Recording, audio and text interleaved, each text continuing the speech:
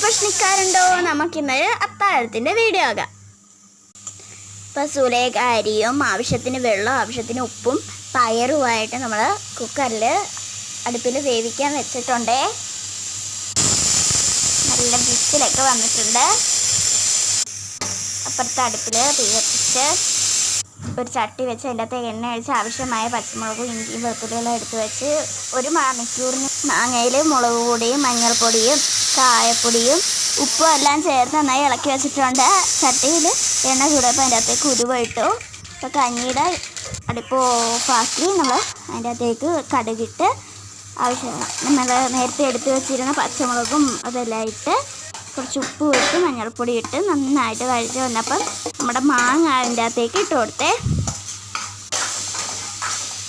നന്നായിട്ട് ഇളക്കണം. നന്നായി വഴണ്ടി വന്നപ്പോൾ നമ്മൾ ഗ്യാസ് ഓഫാക്കി.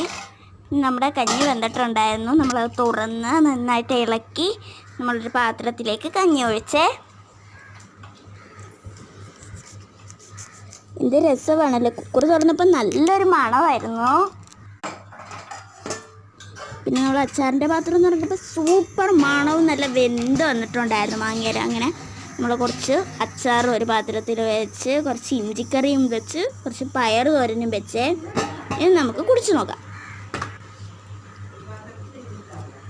സൂപ്പറാണ് കേട്ടോ, നല്ല ടേസ്റ്റ് ഉണ്ട്. ഇഞ്ചിക്കറിയും കൂടി തന്നെ സൂപ്പർ പൊളി ടേസ്റ്റ്. മാങ്ങ അച്ചാറാണെങ്കിൽ ഒരു വിധത്തിലും നമുക്ക് നിൽക്കാൻ പറ്റാത്ത ടേസ്റ്റ് കേട്ടോ. ഈ മഴയത്തിരുന്ന് ചൂട് കഞ്ഞി കുടിക്കാൻ ഒരു വൈബാണ്. അപ്പോൾ അടുത്ത വീഡിയോ കാണാൻ ചേട്ടാ ബൈ ബൈ.